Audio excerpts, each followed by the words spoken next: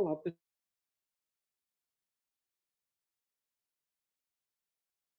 dito, no mundo globalizado, quando o consumo se torna também globalizado, é possível que haja um comportamento universal, ou seja, independente de lugar, de país, de idioma. Será que é possível, com essa economia global, com esse consumo global das mesmas coisas, termos uma cultura universal? Ou seja, todo mundo fazendo a mesma coisa através do consumismo? É uma pergunta bem interessante, né? Ou seja, o comportamento ele vai se repetindo com isso? Vamos dar uma olhada aqui na continuação dos nossos estudos. Vou compartilhar aqui a página com vocês. Olha só, na página 24, nós temos aí o consumo em tempos de mundialização e acumulação flexível. Então, nós vamos começar a refletir sobre essa questão, muito ligado, né, dentro da indústria cultural, ou seja, de uma cultura empacotada, tá? E que é vendido da mesma forma para todo mundo, para todos os lugares do mundo, sem distinção de língua, sem distinção de localidade, ou seja, é um produto vendido, o mesmo produto vendido aqui e que pode ser vendido na Coreia do Sul e que provoca dentro aí uma padronização do comportamento, ok? Confira aqui comigo. Mas o que acontece com as práticas de consumo quando a sociedade se torna global? A partir de meados dos anos 1970, o capitalismo passou por novas transformações com a transição do modelo fordista, que a gente viu, né, é, da produção industrial, com o objetivo de padronizar e ser mais rápida essa produção, para a fase de acumulação flexível, ou seja, acumulação de produtos, de capital, e assim oferecer o menor tempo possível os mesmos produtos para vários lugares. Olha só, essa mudança acentuou uma tendência que o sistema já apresentava desde o seu início, sua expansão mundial, ou, em outras palavras, a globalização. E dentro dessa globalização vem a interdependência entre esses países, porque eles vão ter ligações muito umbilicais por causa da produção e do consumo, ok? O sociólogo brasileiro Renato Ortiz usa a palavra mundialização, que os franceses também preferem para se referir às mudanças culturais promovidas pela globalização, ou seja, talvez uma padronização do comportamento.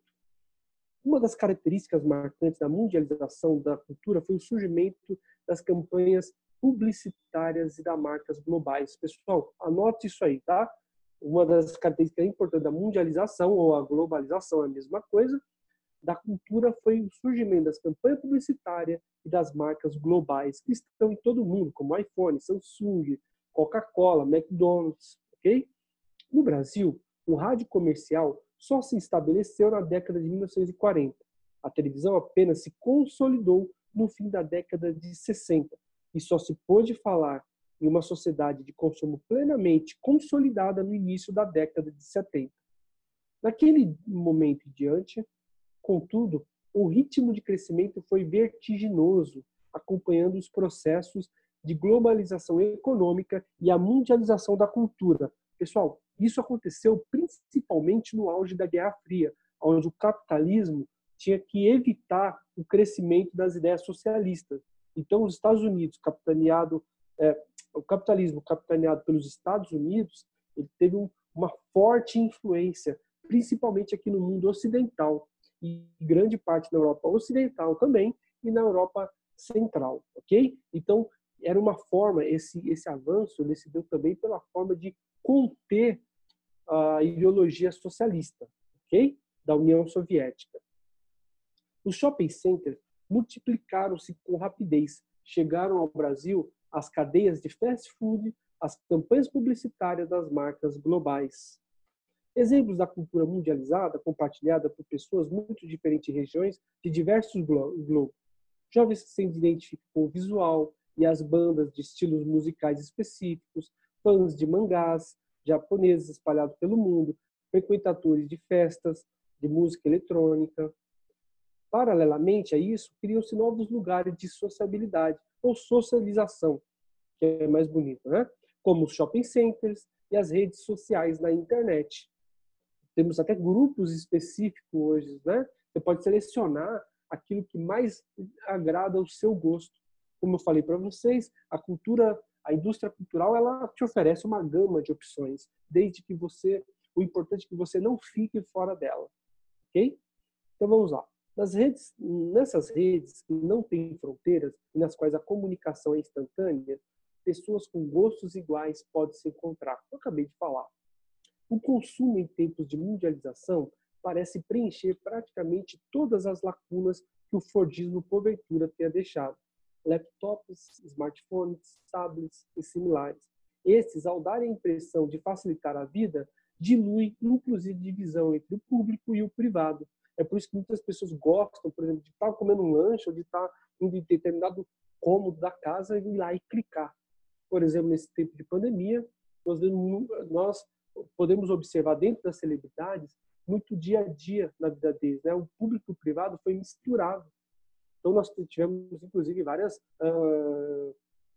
críticas de celebridades colocando seu mundo particular, por exemplo, fazendo bebedeiras em live, né? Ou então as pessoas comuns também colocando, por exemplo, o treino que fazia na academia, uma adaptação dentro de casa. Ou seja, o público e o privado eles se misturaram nesse momento de quarentena, ok? Vamos lá. Dilui, inclusive, a divisão entre o público e o privado, a casa e o trabalho. A sociedade de consumo tornou-se portátil. Tornou-se mais do que portátil, né? Móvel, flexível. Qualquer lado hoje das pessoas está sendo mostrado dentro das redes sociais. A ideia de uma sociedade de consumo portátil, à primeira vista, pode parecer apenas mais um sinal de avanço das tecnologias para tornar a vida mais fácil. A distinção social persiste na cultura mundializada. Que é aí que eu faço a pergunta que eu fiz lá no começo do vídeo. Isso torna um comportamento humano padronizado e universal? É uma boa pergunta para a gente poder refletir. Mas agora, além das estratégias já existentes, surgem novas modalidades, como o maior ou menor domínio das tecnologias digitais e a capacidade de possuir sempre o último modelo de aparelho eletrônico, onde a indústria cultural, as propagandas vão aguçar esse gosto em nós, né? De sempre estarmos atualizados com as novas tecnologias, ser moderno, pertencer à sociedade digital, ok? Para a gente terminar, pessoal, olha só, criou-se uma modernidade mundo dominada definitivamente pelo consumo, que acabei de enfatizar. Ela está presente nos sites que são visitados na internet, nos outdoors espalhados pelas avenidas. Aqui em São Paulo estão proibidos os outdoors, mas a gente sempre vê um caso ou outro dessas propagandas, né? Nas mensagens publicitárias da TV, no rádio, nas revistas, no cinema, no SMS, que as operadoras de telefone enviam, nas ligações de telemarketing. Eu vou expandir isso nas redes sociais, quando tiver um banner daquele produto que a gente já visitou no site, mas aí aparece para nós lá, né, no Instagram. Então, aí, no Instagram, principalmente, que é onde a imagem tem muito valor. Ou seja, nós somos bombardeados dessas informações para que entramos nesse mundo de consumo. E assim, com essa força da propaganda, a atuação da indústria cultural, essa mundialização, vendendo o mesmo produto para vários lugares do mundo, aí vem a questão que eu coloco para vocês. Isso molda o comportamento, torna o comportamento padronizado e universal? É perigoso a gente ter um tipo de cultura padronizada em várias modalidades, como filmes, mangás, músicas, etc. O streaming que está sendo, como a Netflix, o Prime Video, que são muito requisitados hoje. Então, é um tema para a gente se pensar, ok? Então, pessoal, a gente fica por aqui, a gente continua da nossa atividade sociológica para refletir mais sobre essa padronização, essa universalização, essa mundialização do consumo e do comportamento, ok? Então, fiquem todos com Deus e a gente se vê na próxima, tudo bem?